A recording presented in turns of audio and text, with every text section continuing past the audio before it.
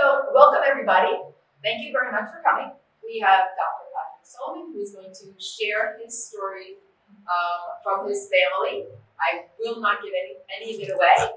And then afterwards, I invite you, if you have not already seen it, to take a look around the museum and art center, because we do have work from current Liberty students and teachers, and we also have a plethora of other things to see. Thank you for inviting me here.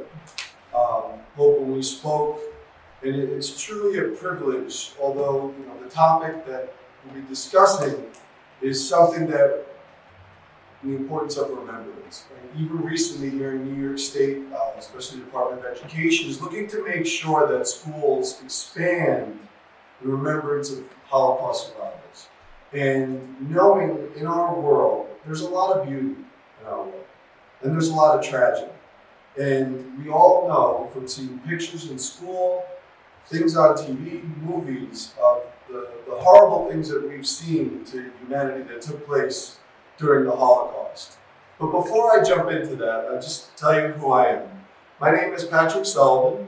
I am the Superintendent of Liberty, but titles are titles, but it's people that make the world go round. And most importantly, originally I'm from Rockland County. So you may wonder, why is this person here speaking of this, is I do not have a Jewish background. I have a family that is married into Jewish family, so I do embrace and love the cultures and the holidays and everything like that.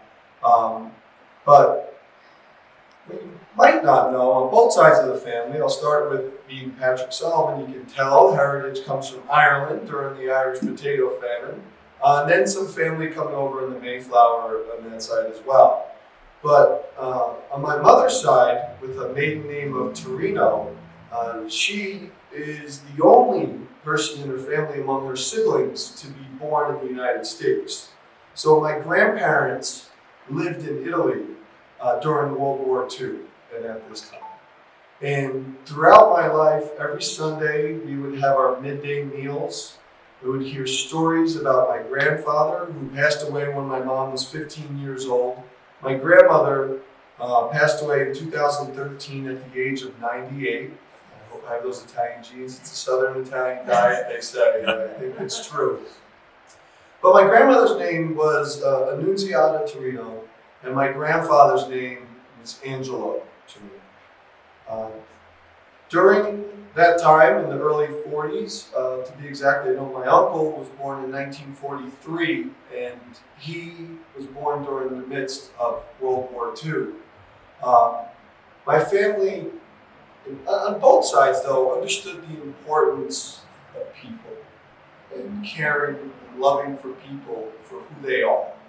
As evidence of that, even my grandfather on my dad's side, who was orphaned at 10 years old, raised amongst siblings, went to the military, became a doctor, and then gave back to the community in Haverstraw, New York, and did a lot of the political campaigning. He was a dear friend of Robert Kennedy and worked on his campaign of being Democratic leader in Rockland County. So when my father just recently passed, he gave me, I guess, an heirloom of all correspondence from Robert Kennedy to my grandfather. But I'll go to the other side of the family. What was your uncle's name in Rockland County? I may know. Richard Sullivan.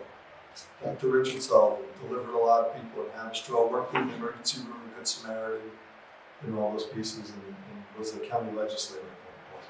But on my mom's side, on that point, and my mom was born, she's going to see this, but I hope she doesn't mind, in 1957. And so my family came over in 1956.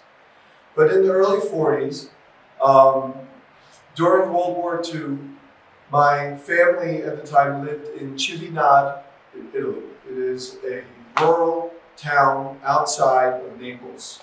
And my family speaks, so it was tough. I used to be pretty proficient in Italian, but after my grandmother passed, I kind of lost my ear with that. But they speak a Napolitan dialect, which was for a long time a dying language, but they are bringing it back, which brings some rejoice to many of the Neapolitans. But in that time, in the 40s, World War II, which you wouldn't think was running rampant through Europe, and there was, as we know, Hitler and the SS and the German soldiers were going through and taking over towns, villages, and really following through with their plan, which was terrible, which, as we all know the history behind that, but again, making sure to remember. My grandparents' house at the time in Cheminade was taken over by each army that came through that town because of its positioning in the town, in the village. So at one point, the Germans took it over, and my family could not stand it. And just for the art of war and knowing the atrocities that were happening. So in that time, and a little bit about my grandfather, Angelo, he was a truck driver in Italy, and he spoke fluently Italian was natural home language, Spanish, French, and German. And with that, and being an Italian, and knowing that no matter your religion, no matter your background, no matter your ethnicity, you're an Italian, we're going to help you. So there was multiple stories of my family and those in Cheminade that would help many of the Jewish families escape, knowing the threat that was coming their way. So they would hide families, feed them when they could, to help them going on their travels in that time. And I know at one point there was a German soldier that was looking for them, and my grandfather killed him with a shovel to protect the Jewish family that they were helping. And in our conversations, and I'd hear this, and you know how it is with families, randomly something would come out, and another story would come out. And knowing, and I want to thank this opportunity because I really started asking more questions in my memories in our Sunday dinners of some more information and why. And one thing that I didn't recall growing up, but I just found recently, because my grandfather spoke German fluently, he ended up in a working camp with them.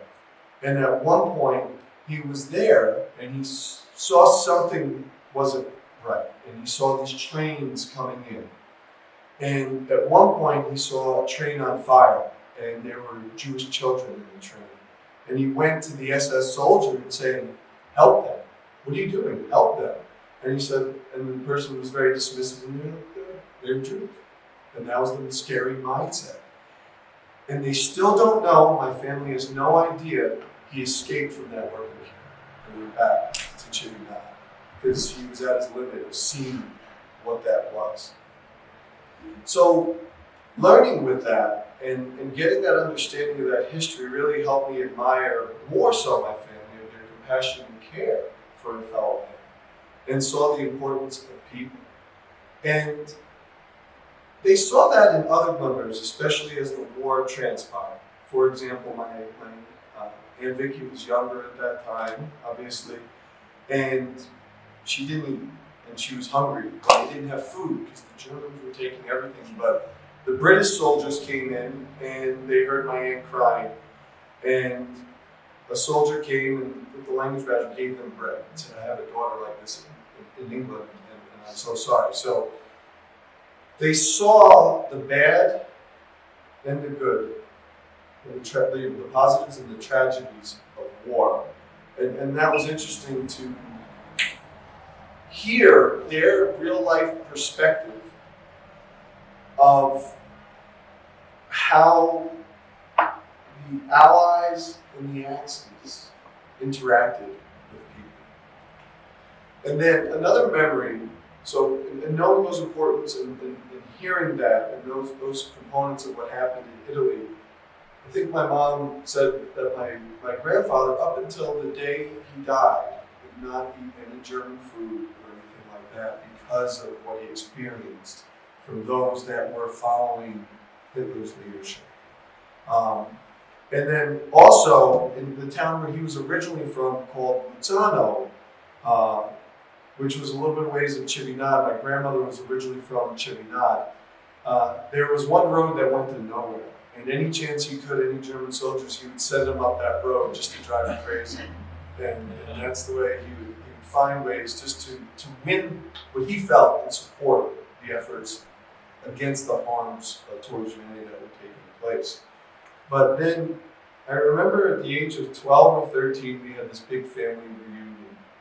And my grandmother was the last one of her siblings to come to the United States. Her sister, my great aunt Vicky, and her family still lives down in Queens, and her husband, Uncle Romeo, who would be at a table, and we would sit there and listen to his stories as he was here at the time and was enlisted in the United States Army. And he was a part of the first platoon that liberated Auschwitz. And we would ask him, like, what was it? And he only could really go into so much. But he said, I just could not understand how human beings can treat other human beings like this. And, showing how skinny and frail and malnourished, he said it was heartbreaking. We did anything and everything to help those that were in those concentration camps. So the learning of all this experience and experiences of my family, and making sure to take notice and listen not only to what we read in textbooks, but embracing the survivors that are still alive today is important. And that's why I'm honored to be here in the sense of sharing my story, and then hoping others continue to share theirs and pass things along. So we continue to honor and remember and memorialize the importance and the appreciation and thankfulness of the survivors we have from the Holocaust and atrocities similar to that. These stories are part of our family folklore and our culture. So thank you for having me here today to share that with you, as I in education, but as being someone that serves the community, but also just being a person to another person. And I'm always open to hear stories of others to help us celebrate the positive or humanistic acts that we do to one another, and also being cognizant to be upstanders against those atrocities that take place, especially when we learn from the lessons of the Holocaust. Thank you.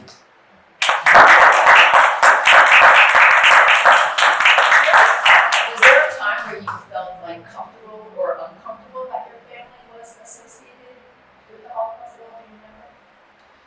More, because I remember more, I think it was in third grade we started reading about the diary of Anne Frank and trying to conceptualize that. Because at that age, right, if you think of your executive functioning, you think of just the way that your mind's developing, it's tough, it's hard, especially that we still have instances of hate and discrimination in the world today. And I think you see bits and pieces of it, but depending on who you are and where you are, it's a challenging thing to comprehend. I don't think I was ever uncomfortable. I was more, again, with that point of, why would people do this? But again, that's also the environment I was raised in, the thought that was nurtured to embrace and help a fellow person. So it was more of just, why? Why would you do this to someone who practices a different religion, or has a different color of their skin, or whatever it might be, or identifies differently. So there hasn't been any uncomfort, but it's more being proud than anything else.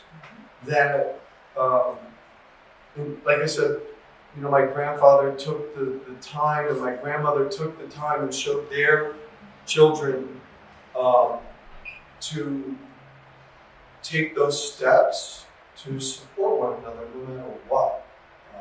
Humanity is more important than trying to label individuals for their beliefs or what we perceive who they are.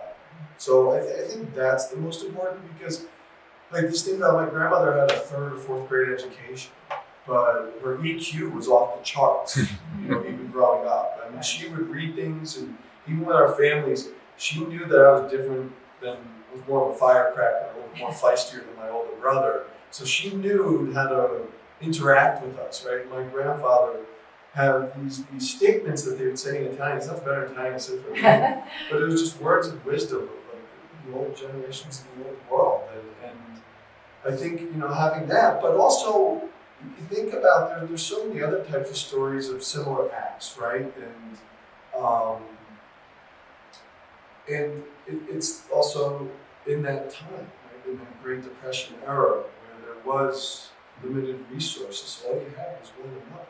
And I think making sure to remember yourself to embrace that and appreciate one another.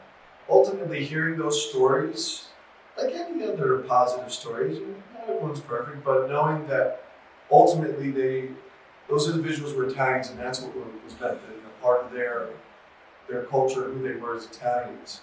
It didn't matter if they were Catholics or Jewish people or whatever it might be, that we were going to help you. And knowing that, I mean, my uncle and my mom, my aunt still like just laugh about it. Somebody's like, how did he leave that concert? Like, how did he escape? But that was that was a saturation point of seeing that train car on fire. It was like, I'd rather risk my life than see these horrific events. And then, continuing on this path. And it's interesting to hear that those moments, right? So we talk about trauma-informed practices in schools, right? Those moments still would not allow him, up until when he passed away, to have German food, right? Just because in that point in time, in the leadership of Germany at that time, right, was what was instilled in everyone, and people were blind to follow the lead of someone that really just had terrible intents for humanity. And that impacts, that's one person, how many more? And that's not even those, he wasn't even suffering as much those in the concentration part, like the Jewish families and the men and the women and the children were. So again, that's the importance of just reflecting on the importance that we remember. And I mean by celebrating, I mean by remembering those that survived, so their story lives on. Also, you talked about your grandfather killing the soldier with a shovel. Like it's a nothing. I mean, that's a pretty extraordinary thing to do. It was. This wasn't like a touch of the forehead and it was the back of the head of the shovel with the shovel. But again, kindness breeds kindness, and hate breeds hate. So it depends on where that hate is coming from, right? His hate for that soldier was to use kindness. This thing was a major thing to do. It wasn't. It's the way you told the family stories, things just happen. But that's a pretty extraordinary thing. And it's rare, and you're putting yourself at risk, because if someone was around, he was done. His whole family would have been dead. So, it was extraordinary to hear that. But, the way the family would say it, like you said, it was just like, oh yeah, you made sure of that. It's like anything else, which is scary, but again, it was to protect the good. It's astonishing. I sometimes wonder how people could live through that and overcome it, because this has brought up some traumatic things for me, and it was really nothing, the incident that I experienced.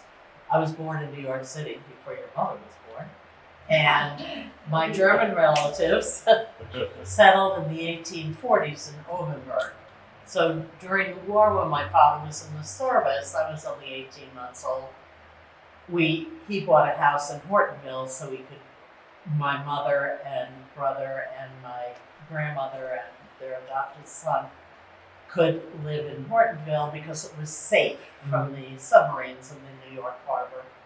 I was about 4 years old, and they had magazines, Look and Life magazines, that were about this big. And I opened it and saw the pictures of the concentration camps. When I went to visit my family in Germany 10 years ago, I said, we are not going anywhere near Auschwitz.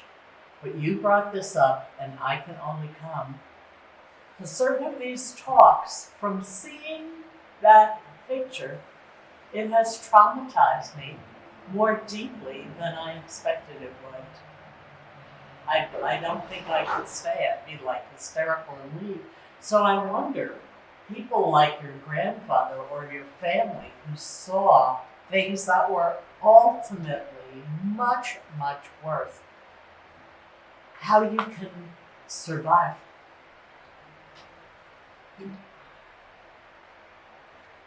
Like anything else, I don't know. I mean, my family, both sides of my family, exhibit, still do resilience. Right? But I think, what is the fabric that keeps us together that we're fortunate to have as one another? So in that, right, so maybe there was some way when they would have their regular Sunday dinners, those conversations were therapeutic in some ways. And then having that connection, I'm sure the impact had some effect in some ways, and it makes you wonder for, how did that impact them over time? So, and here's another example that's the other side of the world, that in the same generation, right? They call it the greatest generation. My wife's grandfather was a veteran as well in the U.S. Navy, and he was on the Enterprise, fighting in the Pacific. And I'll tell you the story because he never talked about anything. There's stories, my parents would come up and there'd be stories that he'd say that my wife and my mother-in-law would never hear. And there was a kamikaze plane in the Enterprise because it was damaged, and they had to bring it back, that went in to the side of the plane, and he was working in the engine rooms. And he remember seeing the Japanese pilot with the socks on and going from there, and he saw all his fellow Navy men and women jumping in the water. I'm not jumping in that shark-infested water. I'm going to get these engines going. Got the engines going. So when we talked about this, and we're like, oh my God, you're a hero. You have a medal you never picked. We started looking up. He goes, medal? I wasn't going to get eaten by the shark. I wasn't going to do anything to get that thing going. He was like, ooh, And it was funny because, if that was detonated, you're done. And I don't know if that's a way for people to cope, to kind of make it not as serious or realistic as it really is. So, I've never lived through anything. Well, I never realized how much it affected me until Hope started doing this. And I thought, I can't go there. It just what I experienced was such a minuscule thing.